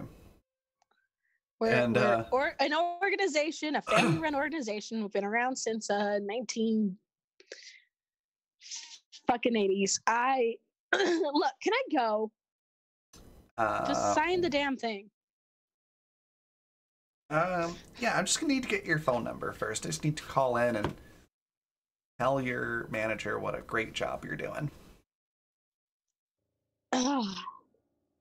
You mean my mom? You want to call my mom? If that happens to be your manager, then sure. I mean, good luck. I mean, she's pretty thick, but all right, whatever. Sure. He rummages around in his pocket. He's wearing like these tight, like, goth pants. And he pulls out a business card. It's in pretty good shape. At least the kid, keeps good track of it. But since someone asked, it's like, how old is this kid? He's got to be like in his early 20s, like 21, 22. Okay. So she takes the card and notates it down, signs the paper, and before she hands the clipboard back, it's like sort of as he has his hand on it, but she's still holding firmly onto it. And by the way, the early 2000s called, they want their everything back. I like the early 2000s. Listen, I'm bringing goth back. I don't give a fuck what you gotta say. We live in a small town anyways. It's not like it's known for its fashion. Okay. Listen, I went to school to learn graphic design and illustration. What do? I end up working for my mom in the middle of nowhere. Of course. Okay. Well, I'm gonna make sure that you go out the front door, and I'll talk to your mom. Sure. And then just make sure that you don't break into people's bedrooms again, or I might be calling somebody else next time. Hey, listen. You do that. Meanwhile, I'll call Savoy and let her know that her staff is slacking. Because, right, honestly, that part is unusual. That part is unusual. I will give you that much. But the answer isn't to go checking bedrooms throughout the house. Hey, there was a noise. I should have knocked, maybe. I don't know. I'm not apologizing. You signed for the package. Right. Well, and she'll, like, basically, without touching him, just continue shooing him by walking closer and closer until he moves. He's like, oh, all the way to the front door. By the way, don't drink that. That's for Savoy only. And if you drink it, I don't know, you might get sick or die or turn into some ugly monstrosity. Wait, no, hold on. Already that. Okay, cool, whatever. I like this kid. I like this kid a lot. Okay, well, run along, and we'll talk What was to your you name later. again, ma'am? Just in case, Savoy doesn't get the order. Well, he pauses and looks at. I can't read your handwriting. It's like fucking chicken scratch. And Tilda looks down at like her perfect calligraphy type signature and goes, yeah, I could see how maybe you have trouble reading. It's Dr. Tilda Jenkins. All right, Dr. Jenkins. I'm Faith Moonstone. Here's to hope we never run into each other again and apart as unlikely Here's acquaintances. hoping. Here's hoping. Cool. And with that, he leaves, and sure enough, he goes through the front door and everything. Okay. Tilda's gonna go secure the package. And go back about setting up her wards and basically waiting for somebody to come back with the security footage. Honestly, it's not that much later when Barney does return with the footage, and he's like, he knocks on the door, of course, because he's polite. He has fucking manners, unlike some people. Unlike Spooky Prince. There is a Tilda Sass counter, by the way, Gwen. It's above Raven's head. Yep. I've ticked it up like two or three times so far. Other way. There, that side. Right. That's right. Right there. Yep, that side. Yes. Anyways. So hey Barney. So this package came for Savoy, and actually this punk kid like walked into my bedroom. So that's I appreciate all of the stuff that y'all do here, but it's not making me feel super secure. My book gets stolen. I apologize. We all were scanning through all the footage as quickly as possible to get that done. Yeah, that I mean, I asked for all the help to find anything that was suspicious at all. That is my bad. Wow, that is way above and beyond. Yep, just hey, cut yourself some slack. Mistakes happen. Not mad at you.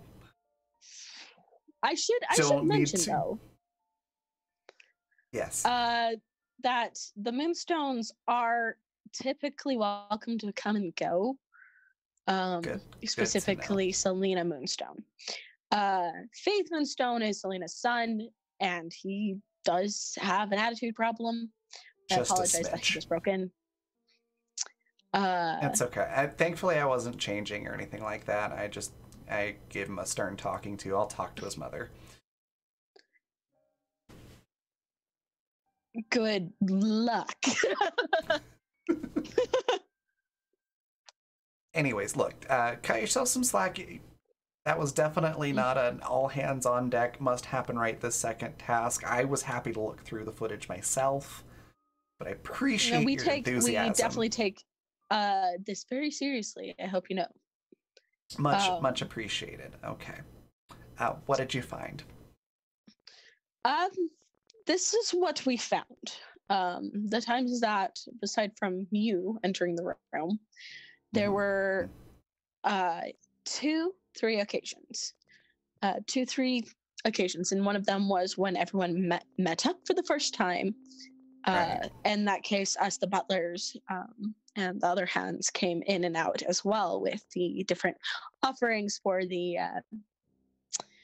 magical creatures in question that you were trying to find information about. Right. Remember that part. And the other time was when you were playing basketball. Oh yeah. Well, who was in here while I was playing basketball? Miss Mirabelle. She did stop by. And she was given free access, but she did enter your room. So Mirabelle came here, went into my bedroom alone. Yes. Did she go anywhere else? She left the house for a time and then came back. Hmm. That's suspicious. We cannot tell for certain, but it does seem like she was carrying something with her out. Okay, we're gonna have a talk about archival procedures and proper book handling. Not to mention not stealing my stuff, but... Go ahead. I was just gonna say, you know what else would be really suspicious, Tilda? If your body suddenly went missing. That's just me. But you know what? That might be a little suspicious. So I guess we'll just have to keep an eye on it. All right, thank you. Oh my goodness. That certainly would be suspicious. That was a threat. I mean, Mira is certainly welcome to use my standard GM line. You can certainly try. Well, all I'm saying is that if you were gonna show up to Mira's house and be a douchebag, then I don't know. I can't speak for Mira. I don't know what's gonna happen, but I just wanted you to be aware that that's a thing that could potentially be a problem later on down the road. So just be nice. That's all. Thank you.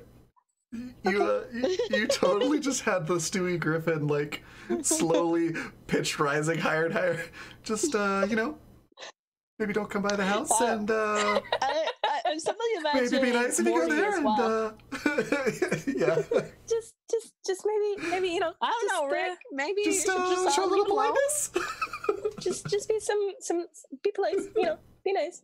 And maybe your body won't be in the river somewhere. But the conversation this conversation just like we're talking for about 5 more minutes, and all of a sudden she's up to like here. Just be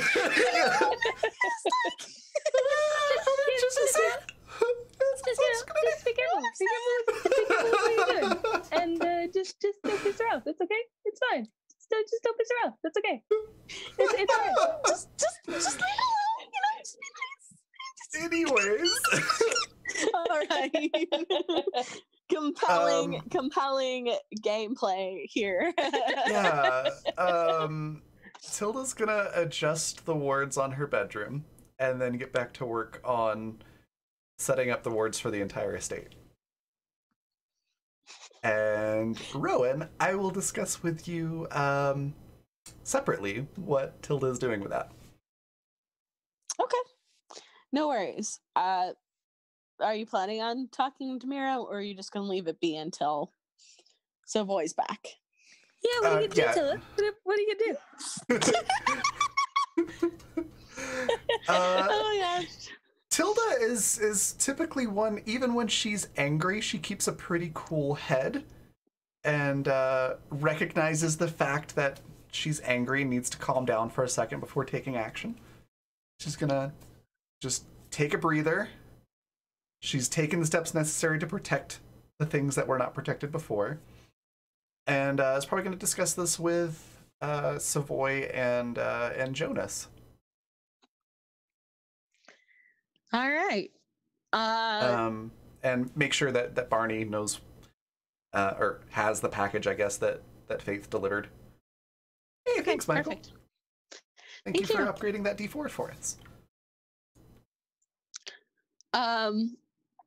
So Jonas, let's go back to you real fast. So it's been a week, right? So what have you been up to?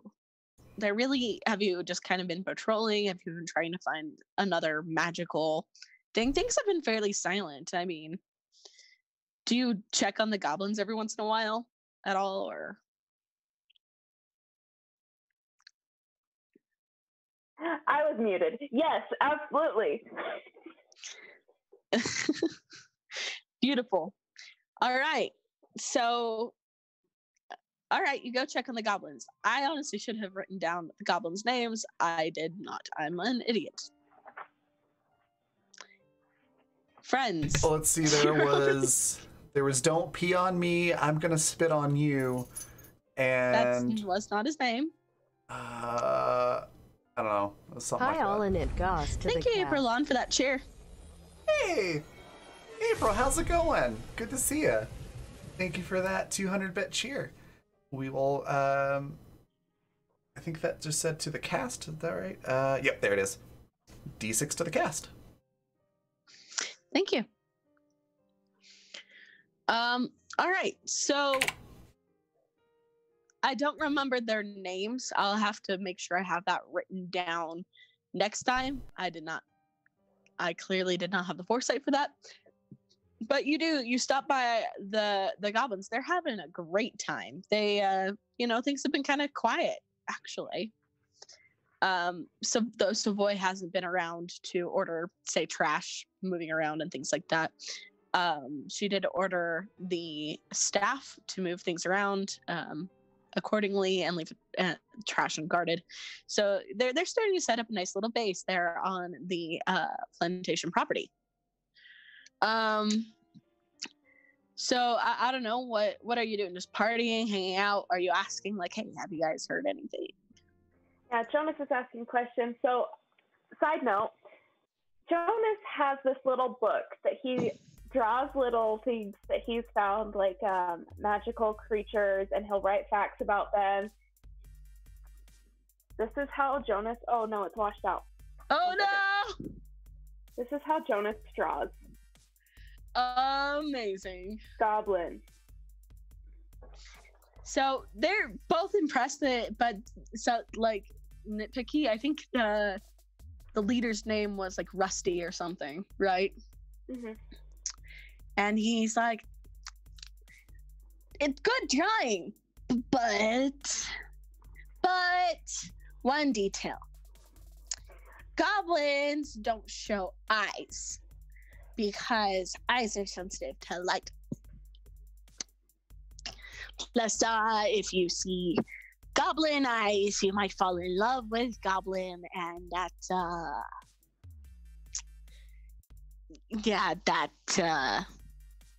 I don't want you to fall in love with me. No offense, Rusty, but I don't want to fall in love with you either. Good. Jonas has many other love interests to choose from. Then we agree. Besides, we as Rusty's spoons have decided that we like the book one more. So we will marry that one. Yes. Does this count as Jonas getting owned, by the way? Jonas getting owned? Sort of. Okay. It's mutual though. Quick thing. So Jonas's drawings are just terrible. Terrible. They're not much better than the goblins. So this is Jonas, just like when they're like, oh, it looks good, he's kind of like, thanks. It's like they're good. They're good drawings. You has strong eye chords with the hands. Your eye can.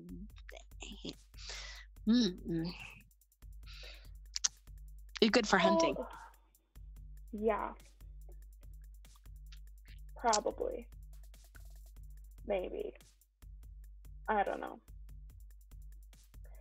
So, do you know the ogre? Was that ogre from your pocket dimension? The one of them speaks up and says, the little one that didn't speak very much before, she's gotten kind of more used to you, and she says, yes, we're all from the same place. We had orders. And Rusty nods and says, if you remember, we had orders from the prince to make the ogre, the big goblin, as we like calling, because we brothers. So if I saw the ogre's eyes, would I fall in love with the big goblin? I don't know if ogres work that way. Ogres live a lot longer. How do ogres make ogre babies? They all just kind of do that thing where they huddle up and they start asking questions back and forth a whole lot. I love these goblins so much. And Rusty comes back and says, no, that's definitely not true about big goblins. Only small goblins. Smaller goblins are much more handsome.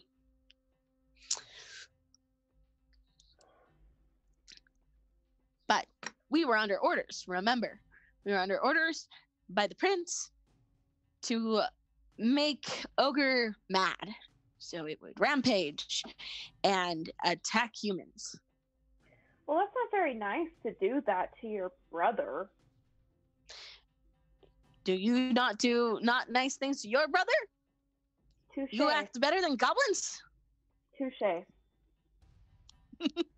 I did steal my brother's candy and sell it to him.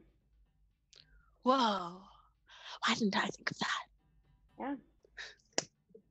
Speaking of which, who wants candy? They all raise their hands except for Rusty, who's like, wait a second. Jonas just hands out some candy. Jonas always brings candy. He always brings fun things for the goblins when he goes to visit them. That's awesome.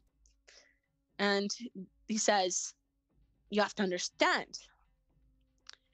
You all must understand how world works. The prince gives orders. We follow orders, else the prince punishes. Big Goblin did not follow orders. The prince gave Big Goblin big territory. He was guardian of woods, the royal woods of the prince. Nice swampy woods. And when time come for war, Ogre refused. Goblins are more loyal. Goblins, we follow orders. We prove we have things to prove. We show we're better than Ogre brother. We're not proud of how we treat Ogre brother, but we must show we are good warriors for the prince. Goblins easy, goblins small, goblins separated are weak. Goblins afraid of prince and prince's punishments. So wait, what do you mean the ogre didn't do his job and he had a big territory? Was he supposed to go on a rampage? The rules are, we all knew one day from the beginning that we would go to war back on humans. That was the plan all along. Everyone knew it. Everyone knew it before we disappear and go poof.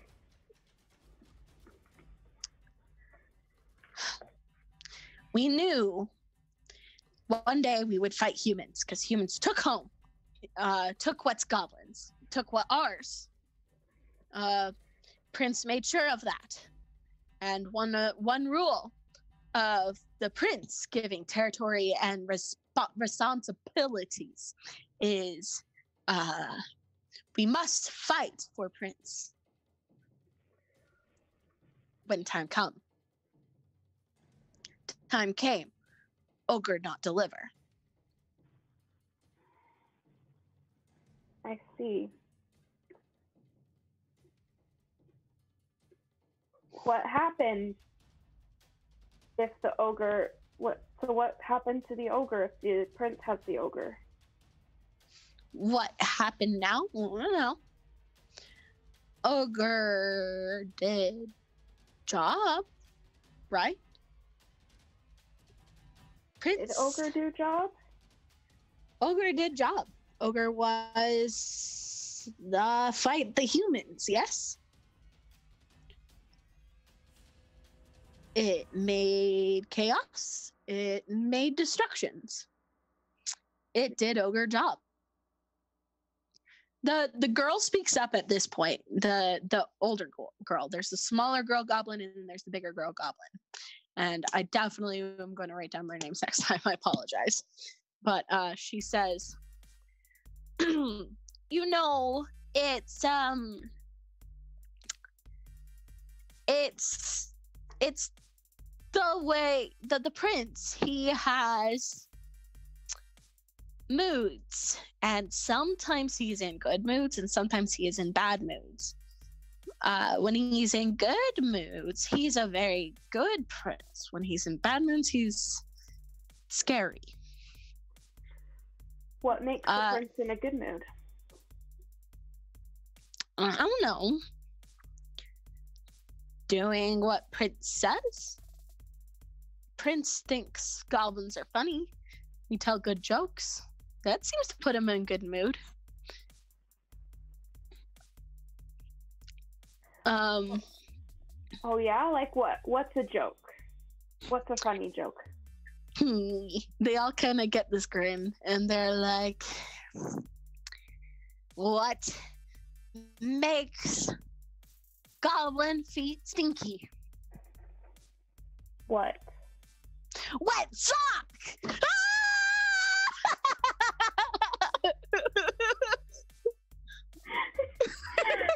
Jonas can't help himself. He chuckles at this. It's like you laugh because it's very fun. The other one, there is the other goblin that's kind of holding back. He's kind of sulking. He was the one that was being threatened to be peed on and all that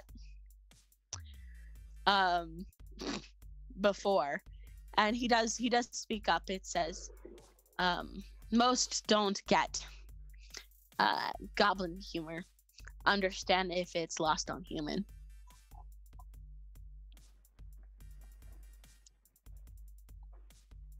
Well, how about I tell you a joke?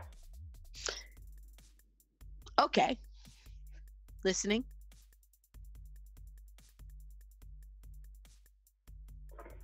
What makes a human's mouth stinky? They all look at each other. They do that thing where they deliberate back and forth. They're like, what? And then finally, Rusty turns back with the answer from the group and says, "What sock?" No. Foot! And Jonas sticks his foot in his mouth. Whoa. Jonas, They're why? impressed. They're all impressed. Like, whoa. Not like his whole foot. He just like bites his foot. It's like, wow, how flexible is this boy? Wink wonk. So they are more amazed, and they ask you to do more feats of stretching and things like that. More feet? More feats of stretching. I picking up what you put down. And finally they kind of settle down. They seem to be getting a bit tired, and they say, "Now, human friend," this is specifically Rusty talking, "you must understand, we goblins have much rich history, and our world, the place we came from, has much rich history. Though goblins don't live long, we live about 40 years, and world's been around for thousands and thousands and thousands and thousands, and maybe not that many thousands. How much is 1,000? 1 million. But then people changed it to 1,000. 1 million is 1,000,000. 1,000. How would one see 1,000? If you got 1,000 rocks. But what does 1,000 rocks look like? Like 100 100. 100 No, 10 100. 10 10 100s. 10 100 rocks. They shrug. Seems like that logic seems to be all right. So, perhaps it's been 10 100 years. That makes more sense. And goblins not around that long. But goblins have stories. And goblins know the order of things now. Goblins know that Prince didn't used to be this way and must warn human friend that Prince is a very dangerous person. And Prince not being take lightly. That's why we fear Prince finding us and finding out we leave to try to live normal life away from wars. We become traitors like our brother, the big goblin, the ogre. That's why we are feared. Well, I mean, I'm gonna do what I can to make sure you guys are safe, goblin friends. We are feared because we know what's going to happen next. We cannot speak. We do not know where Prince might be listen. But we know bad things will happen. And we also know what games the Prince plays. His games are much more dangerous than ours. He plays with his food. Not that he wants to eat humans, but the idea.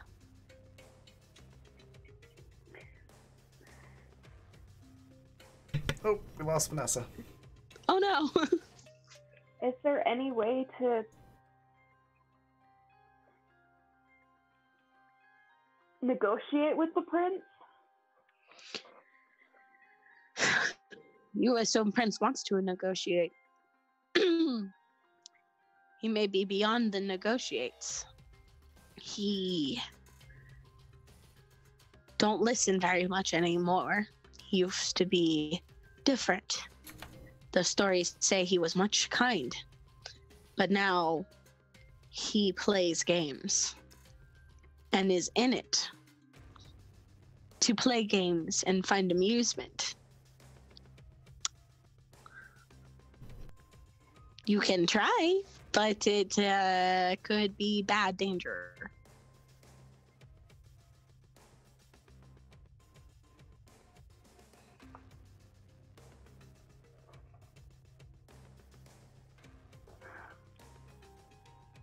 Okay. Well, if you ever feel like you can tell me more about what's going to happen next, please do. But I understand if you can't. Rusty cannot. They actually all look at each other and they deliberate for a second. They do their whole back and forth thing. And the Rusty says, Rusty will tell you one thing. Rusty say, you take world around you for granted. You see rock and you think, it's a rock. Yes. Mm-hmm. You see person you know and say, it's the person I know. You see cup and always assume it's cup. Prince has many toys that likes to be a cup, but they're not cups.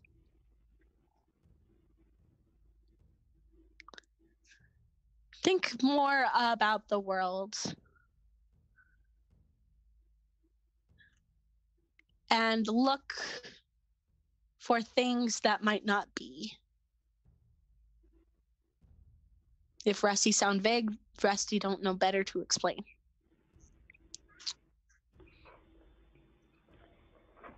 Thanks, Rusty. Okay, question. Sure. Do the goblins have like a Welcome back. specific way of addressing the leader? Like, thanks, Rusty. Okay, question. Have Rusty Oh, we're getting some echo. have like a Welcome back. specific way of? Did Okay. Rusty have? Didn't Rusty have Jonas kiss his ring? I don't think so. Was that a different thing? And that might have been a different thing. I think that was a different thing. I don't know. Okay. Anyways, is there something like in goblin culture? He likes treats. Really, from what you've gathered about goblin culture is that the leader is basically the mouthpiece for all of them, especially when they're on more official meetings. Mhm. So they will talk amongst each other and the rest is kind of the voice. There's not really a specific way to address the leader. It's just the one that they've kind of decided to speak for them, usually the one that can communicate better or have specific better skills. Another thing that you'll know, especially about these goblins, you know for a fact that back in the first world and dimension where there was a king, but with smaller groups of goblins, they will actually switch out leaders depending upon the skill. So Rusty's much better at speaking with humans and much more confident in speaking. However, when it comes to hunting, it might be one of the others that takes over. Okay. So Jonas is just gonna thank them and then turn in for the day. As you walk out of there is a trash bin that's left out that you could have sworn is a little closer than it was before.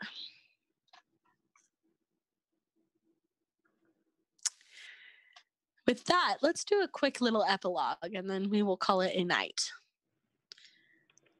Faith Moonstone is back in his bedroom, preparing to, Hey, settle Rowan. down. Rowan, one What? sec. I just wanted to Do you have give you something a quick to add? reminder. No, I just wanted to give you a quick reminder that you never used that swap two characters. Oh, well, I can save I'll it use for that next another time. time. Okay. Yes. I didn't find a good opportunity. Unfortunately. It No might worries. be better with Savoy back. Anyways. So Faith Moonstone settling down for the night. He's starting to sketch in his sketchbook and or set up his drawing pad where he has a whole bunch of tattoo designs that he's made himself. Not that he ever has the chance to, use them, but you know how it is. But he reaches for his earbud. Earbuds these days, they're much smaller. They're like tiny little, almost like earplugs. Now, they're able to kind of grip into the insides of your ears, and in general, like the wireless earbud has kind of been here to stay. You can't get much more, technologically advanced than things floating in your ear that doesn't need a wire, right? So he reaches for his earbud and puts it in his ear and goes to his phone to turn on his music. And then searing pain starts coming from that ear. He lets out a scream as something crawls from his ear and disappears under the bed. Stop that. Stop that right this instant. All he knows is that something has ripped up the inside of his ear, and he cannot find his other earbud. Where did it go? Did it drop on the ground? It's then he finds that it's still on his desk. He never picked it up. Then what in the world did he put in his ear? Stop that right this instant.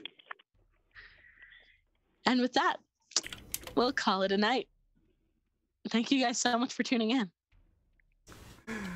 Ugh. Creepy. All right. Well, that was a very creepy, crawly way to end the session. But that was a fantastic session. I had a lot of fun. We're going to do some outros. We're going to go kind of the same order we did with the intros. Starting with Rowan, what was your favorite part? Where can we find you next? Anything else you want to share? And then also to chat, we do need a raid cry. What should our raid cry be? I'm sorry, I'm just catching up with the chat now. Prince can make the room. Are you a turn vegan? purple. I didn't know if you were a vegan or not. Oh, it's my turn. Get out of here. So I'm Rowan North. I'm a freelance illustrator and art educator, and you will find me next here on Saturday for Badlands. My favorite part, I have to admit, was playing Faith and bringing Faith back. For those of you who don't remember, there was a one-shot that Raven did a bit back where it's a haunted game store, and Faith was my character for that. That was very fun. So, yeah, it was really fun having them sass back and forth with Tilda in a very bad mood and Faith not putting up with it. Yep. That was fantastic. Tilda's like, I just had something stolen from this room and now you're breaking in here and, It's like, no, I'm not breaking in. I'm just delivering this goddamn package. Awesome. Well, Somebody take it off my hands. On that note, next we've got Vanessa. What was your favorite part? Where can we find you next, and anything else that you'd like to share? My favorite part is once again Jonas bringing all his raw meat and pig's blood to try and cheer up Mira. The thought was very sweet, and you seem to have gotten a little bit of a chuckle out of her. So that in itself is a big feat. So, congrats to Jonas for that one. So that was my favorite part. As for where you can find me, you can follow me on my art Twitter, which is at Peppero Draws. Peppero like the candy. It's there under my little icon there. And you can catch me again next time for the Tickfaw files. Fantastic. We'll pass it on over to Riley. What was your favorite part? Oh, wait. Raven, I forgot something. Actually, the next time I'll show up is actually GMing the Friday community game. Yes, that is correct. I'm going to be doing D&D 5e, Spirits of the Storm. It's a story based on a dream I had, and might be a multiple part one. We'll see. But for now, we're aiming for one shot. Anyways, Okay. please, come see me. Awesome. So Riley, for real this time, what was your favorite part? Where can we find you next? Anything else you'd like to share? My favorite part was probably it was like so cringy at times, but it was when Tilda and Faith were just having a sass contest. That was pretty fun. Oh my gosh. Some of the things, and then, oh my gosh, yes, it was just crazy. And then I also loved just Jonas being awkward and just offering Mira his blood. That was pretty great. You can find me next Friday, yeah, for the one shot. So. Oh, awesome! Yeah. Yes. Very cool. Just having to replay the schedule in my head. I was like, wait, who is in that game? Who's in what game now? Yes, that's awesome. Cool. And then my favorite part, I'm trying to decide on a favorite part. The whole thing was really fun. There's a lot of points that I really enjoyed, especially the Jonas and Mira interaction. But it was also playing like a legitimately angry Tilda, and having her go like, no, wait, I'm lashing out, I need to stop, and apologizing, like recognizing that, hey, I'm taking this out on the wrong person. So that was kind of neat to see in Tilda. one of those moments where, like, hey, this character is just taking on a mind of their own. I really like that. Poor Barney, though. Yeah, I know. But yeah, the whole thing was really fun. It was really nice to see some of these character interactions where there's a little more time to talk without having to run away from something. I also liked the Naomi and Tilda coffee conversation. I thought that was fun. Where Naomi's like, press X to doubt the whole time. Yeah. And Tilda's just like completely straight face going like, you know, like, hey, I'm you know, I'm an archivist. I don't know what you want me to tell you. That was fun. But where you can find me next, I will be back Friday as well. So I have 2 games on Friday, actually. I'll be over on Encounter Roleplay at 1 p.m. Mountain Time for the next Star Trek adventure. I'll be playing Chief Ro Alana. That's been a absolute blast. It's super fun. We got this really cool, badass video introduction going on over there now before each episode, so definitely check that out. And then I'll be on for the one shot over here at 7 p.m. Mountain Time, 9 p.m. Eastern, with Rowan DMing some homebrew D&D 5e content, which is going to be really, really awesome. And then, of course, Saturday for Legends of the Badlands. I'll be here for that as well. But yeah, thank you all for the bits, guild coins, new follows, all of that stuff. All of you are fantastic. This cast is amazing as well. We're going to go on a raid. We're doing a Faith line for the raid cry tonight. Where'd you learn that sass, night school? And we're going to go raid. Do respite.